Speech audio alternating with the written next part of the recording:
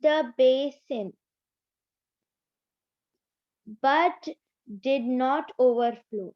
It was going somewhere else through a hole somewhere, but it wasn't falling on the floor. The young man touched the lump of metal again and flew the water stopped. He put his two hands in the basin full of water and swirled it around. Look, he said, lovely water. You don't have to out out and uh, have to dig out to dig it off a well anymore. I put my hands in the water and swirled as well. It was quite a pl- pleasant sensation, not having to get down on hands and knees to reach into the depth of some river. Then the young man pulled the chain and the water rushed away, ga- gargling like an old man and point of death. He turned round and picked up what I had thought it was some river. Then the young he turned Somebody. was somebody's short cloak. He said, use this. I looked at him and I looked at the piece of cloth he had handed me. What is this for? I said, I am fully dressed. This, he laughed again. Oh no, you wipe your hands on this, he said, like this, and showed me. He passed the cloth back. Wipe them dry, he said. So I did, but I marveled because the last time I had seen women to speak to the Tibet, they would have been glad of such a piece of cloth to make something useful from it. And here we are spoiling it by wiping our hands on it. Whatever I would my mother have said if she could have seen me. But now I really was impressed. Water from metal basins with holes in that could be used. The young man. So right now in this page, the man is trying to feel the water, and he said that the water was really peaceful and he liked the feeling. And also, there was another man next to him which passed him a cloth, but he didn't know what to do, which was a bit funny to me. But when he did know, the man who took back the cloth passed it around again to the man and said to wipe his hands. Next,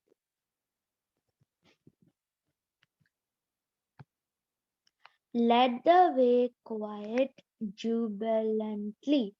We went down some steps and into a room which was underground.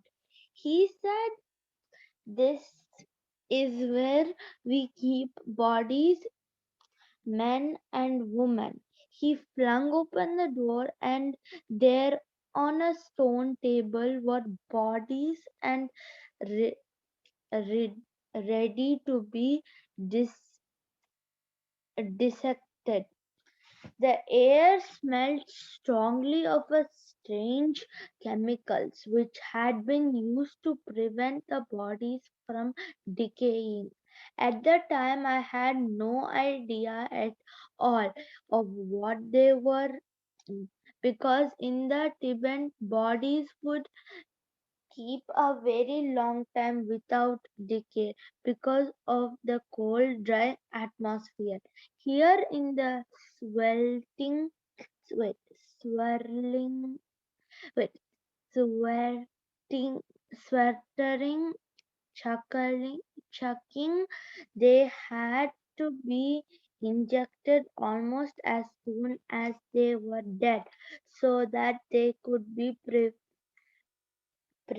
preserved for a few months, which start, students would need to dissect them. He moved the cabinet and opened it. Look, he said, the latest surgical equipment from America for cutting up bodies, for cutting off arms and legs. Look, I looked at all those gleaming pieces of metal and the glass work and all the chrome chrominum, and I thought, well, I doubt if they can do things any better than we did in Tib. After I had been in college buildings for about 3 hours, I may I made my way back to my companions who were sitting somewhere anxiously in the warden of the building. I told them that I had seen what I've been doing. Mm, Then I said, let us look around the city. Let us see what sort of place it is. Look, it looks very barbaric to me. Its stench and the nose is terrible. So here right now, the two men were going in a secret room underground with the dead bodies. So to preserve the dead bodies, they're using a chemical which makes them survive a bit long for the surgeons to operate practice operating on the dead bodies with the latest tools from America. We got on our horses again and made our way out and looked at the street of steps with all the shops. We dismounted so that we could go and look one by one at the remarkable things there were for sale. There were for sale. Shops. We looked down the street, down one street at the end of which there seemed to be no further road. It seemed like to be end ab- abruptly at a cliff. In the in guided us, so we walked down and saw that it was dippled steeply, and there were further steps leading down to the docks, and as we looked, we could see great cargo vessels, high steamed junk, their lately sails flapping idly against the masts in the idle breeze, which played at the foot of the cliff. Coolies were loading some, mm, going aboard in a jog trot with a long bamboo poles on their shoulders at each end of the poles were loads carries in baskets. It was very warm and there were sweltered chuckling is noticed for its sultry atmosphere. Then, as we walked along the leading, our horses' mist came down from the clouds, and then it came up from the river, and we were groping about as if in darkness. Chucking is a high city, high and somewhat alarming. It is a stony city with almost 2 million inhabitants. The streets were pres- perceptions, so we pre- perceptions indeed that some of the horses appeared to be caves in the mountainside, while others seemed to jut out of the overhang and abyss.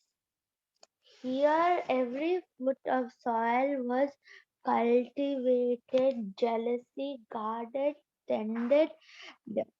There were strips and patches growing. So here, right here, the two men in hopped on their horses and were heading to some shops.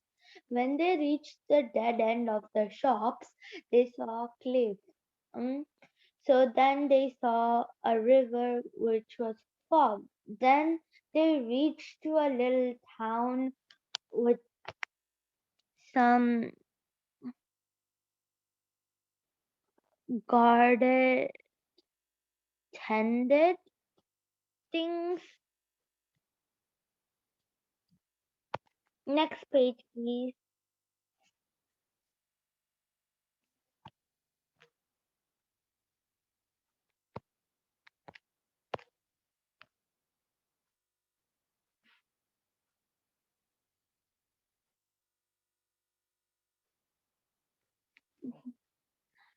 Rice or a roll.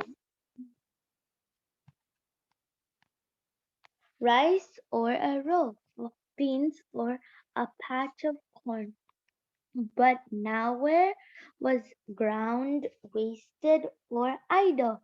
Everywhere blue clad figures were bent over as if they were born that way, picking weeds with tired fingers. The higher class of people lived in the valley of Kailing, a suburb of Chongqing, where the air was by Chinese standards thought not by ours healthy, where the shops were better and ground more fertile, where the shops were better and the ground was more fertile, where there were trees and pleasant streams. There was no place for coolies. This was from the prop- prosperous businessman. For the professional and for those of independent means, the Mandarin and those of high castles lived here. Chongqing was mighty city, the biggest city any of us had ever seen, but they were not impressed. It suddenly dawned upon us. We were very hungry. We completely out of food, so there was nothing to do but go on but go to an eating place and eat as the Chinese did. We went to a place with gar- garish sign which said that they could provide the best meal in Chongqing. And Without delay, we went and sat down at a table. A blue clad figure came to us and asked us what we would have.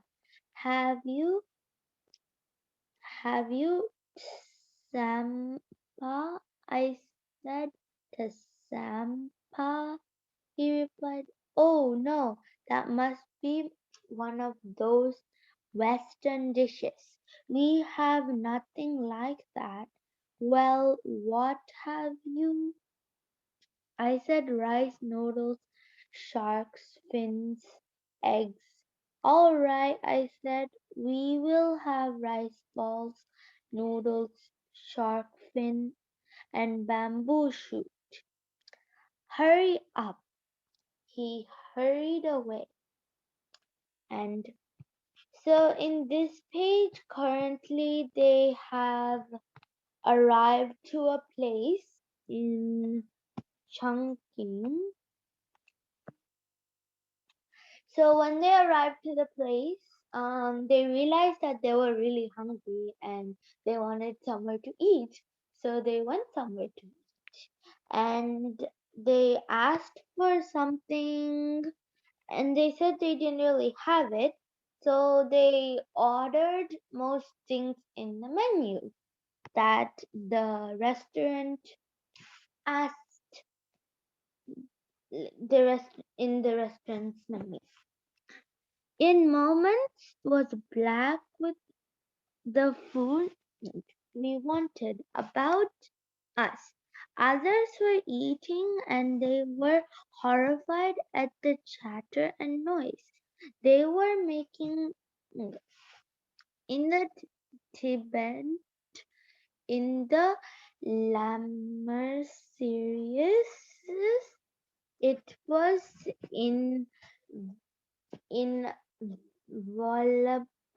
rule that those who were eating did not talk because that was disrespectful to food and the food might relate by giving one strange pains inside.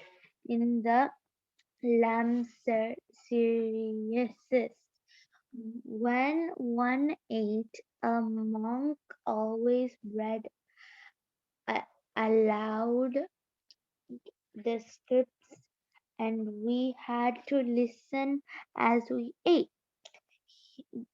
Here there were conversations going on around of extremely light type. We were shocked and disgusted. We ate looking at our plates the whole time in the manner prescribed by our order. Some of the talk was not so light because there was much surreptitious discussion about the Japanese and the trouble they had been making for in the various parts of China. At that time I was quite ignorant of it, where we were not impressed through by any to do with the eating place nor with chucking. This meal was not table only for this. It was the first meal that I ever had to pay for. After we had it, we went out and found a place courtyard of the municipal building where we could sit talk. We had stable our horses to give them much needed rest, where they could be fed and watered, because on the morrow, my companions were going to set out once again for home, for the Tibet. Now, in the manner of tourists the world over, they were wondering what they could take. So here they finished eating and they paid for the food. And they were not really impressed about what the um how the restaurant was with the loud noises and how the people were talking. Back to their friends in Lhasa, and I too was wondering what I could send to the Lama. Mingar down dub, we dis, dis, discussed it, and then as if a common impulse, we got to our feet and we talked again to shops and made our purchases. After we walked to a small garden where we sat and talked. It was dark now, the evening was upon us. The stars began to shine vaguely through the slight haze, for the fog had gone, leaving just a haze. Once again we rose to our feet and went again in search for food. This time it was seafood, food, which we had never had before and which tasted almost alien to us. Most unpleasant, but the main thing was that it was food because we were hungry. With the super complete, e- we left the eating place and went where our horses were stabled. They seemed to be waiting for us and whined with pleasure at our approach. They were looking quite fresh. They felt quite fresh too as we got upon them. I was never a good horseman, and certainly I preferred a tried horse to rested ones. We rode out into the street and took the road to Kaling.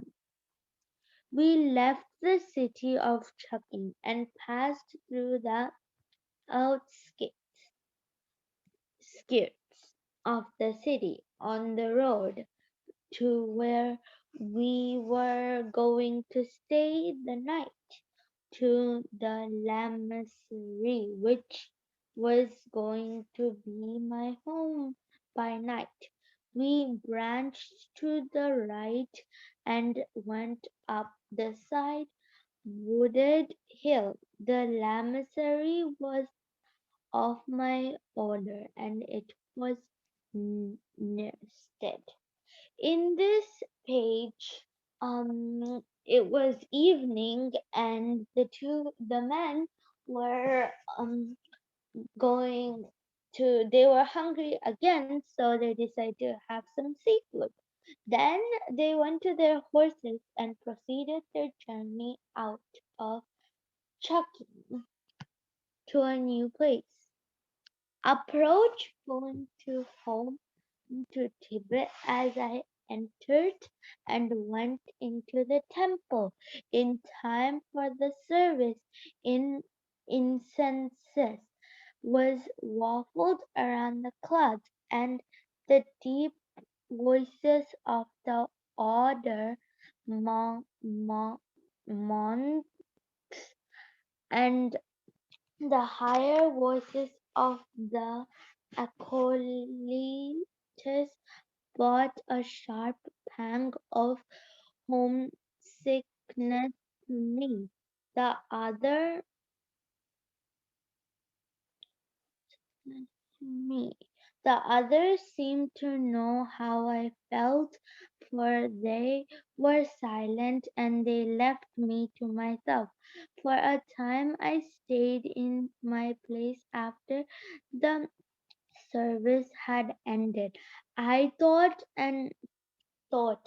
I thought I thought of the first time I had entered a lamasery temple after a hard feat of en- endurance, when I was hungry and sick at heart. Now I was sick at heart, perhaps sicker at heart than I have been time before, for then I had too young. N- Now, now much about life, know much about life, but now I felt I knew too much of life and death. After time, I aged about in charge of Lamasery crept softly to my side. My brother, he said, it was not good to dwell too much upon the past when the whole of the future is before one. The services is ended, my brother. Soon it was time for another service. Will you not go to your bed, for there is much to be done in the morrow? I rose my feet without speaking and accompanied him to where I was to sleep. My companions had already retired. I passed them, still forms rolled up in their blankets asleep. Perhaps, who knows, they were dreaming of journey they had again to undertake the undertake and of the pleasurable reunion which they would have at the end of the journey in Lhasa I took.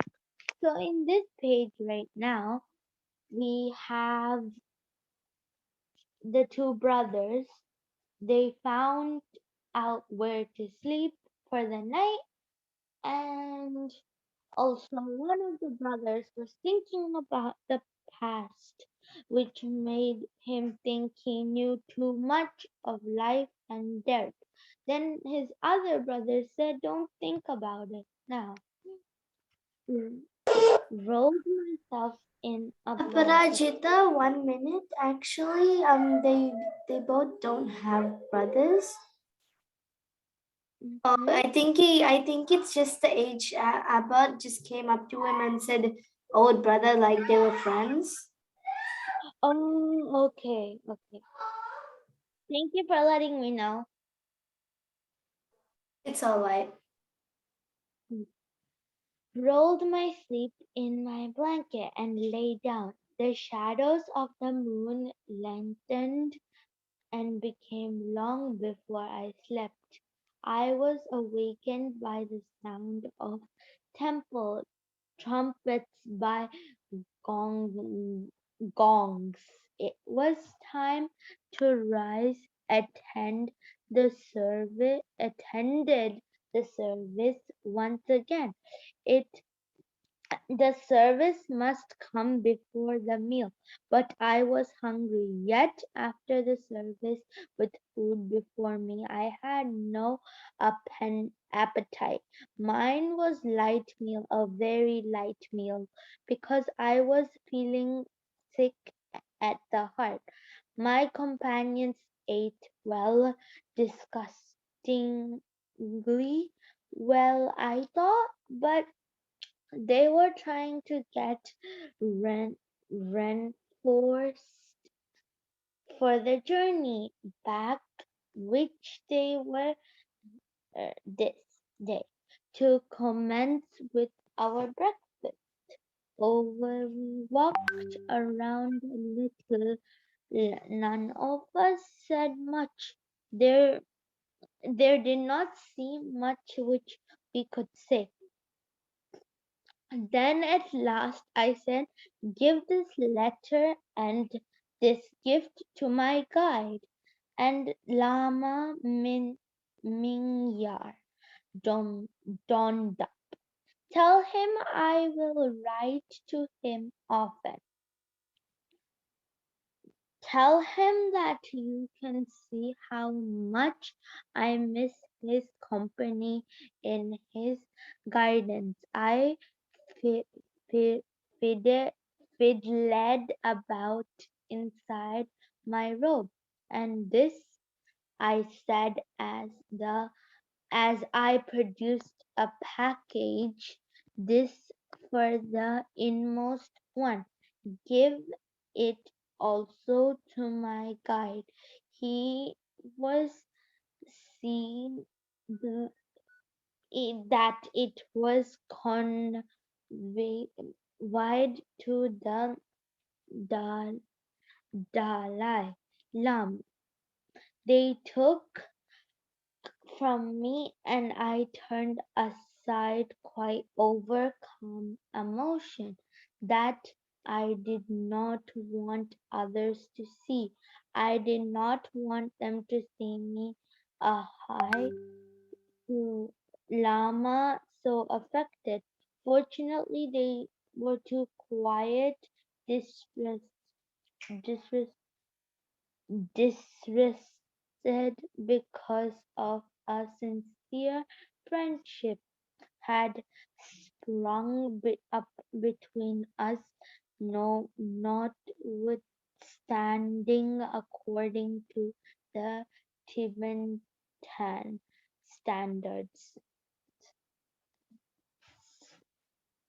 In this page right now, they're having breakfast, and the sage was feeling a bit sick.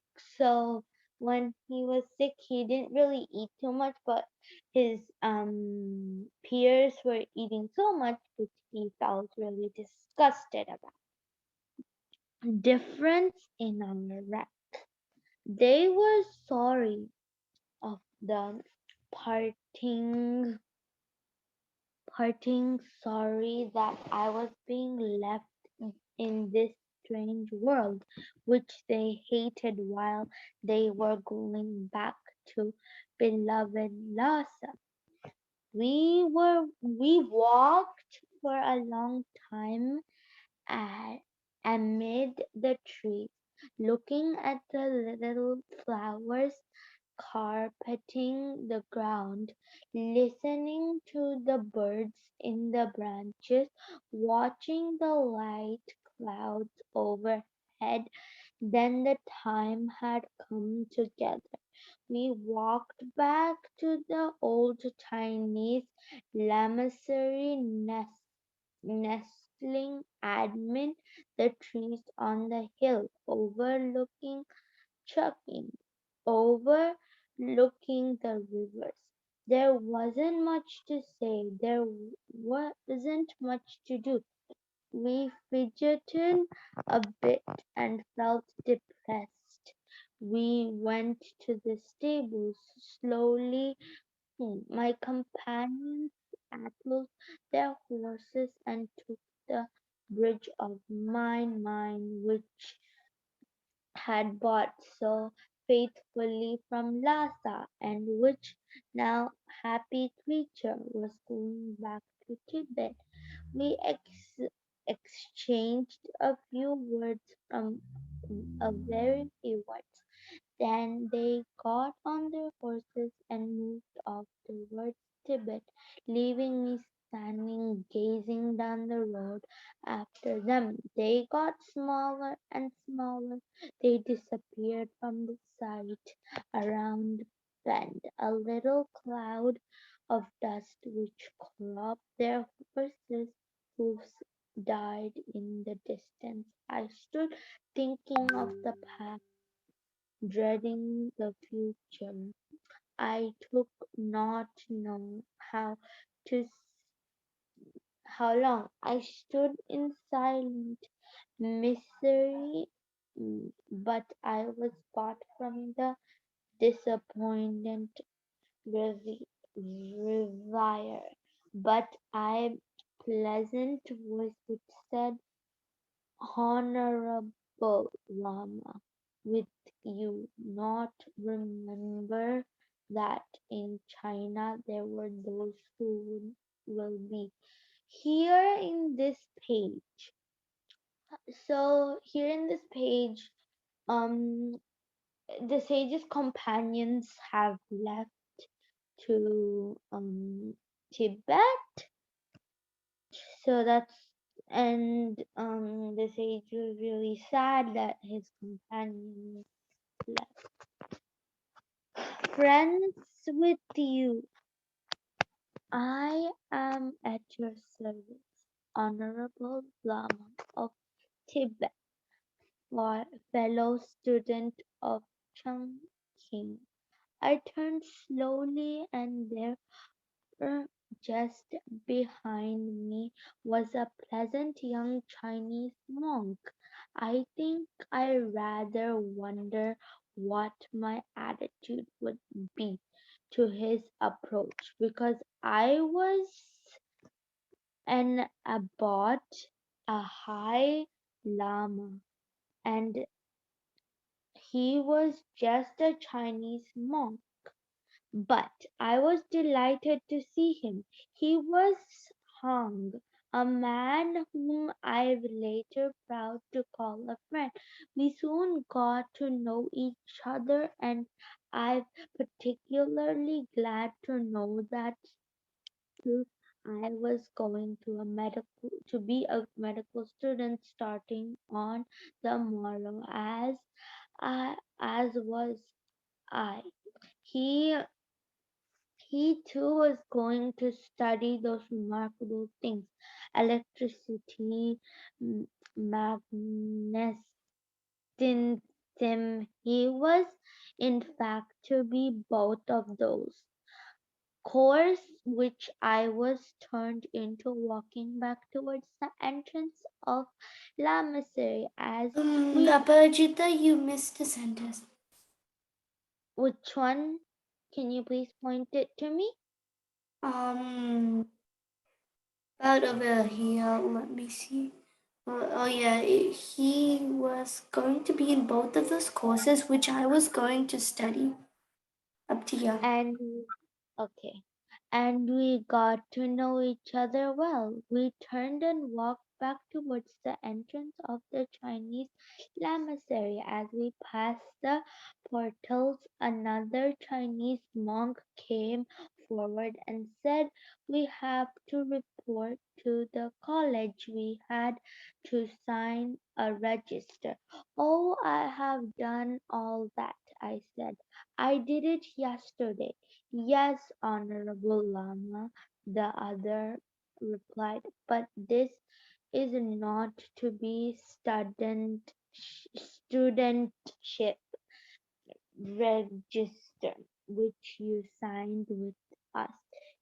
It is a fraternity register because in the college we all going to be brothers and they are in American colleges. So they were turned down to the path. Once more along the Lamasery path through the trees, the path carpeted with flowers, and we turned into the main road from the Carling of to Chunky in the company of these young. So in this page, so he met some Chinese monk, and they're both going to go to college, and they're gonna be medical students. Rajita, let's end it here. Yeah, sure. Okay, everyone. Thank you for everyone for coming. I will stop recording now.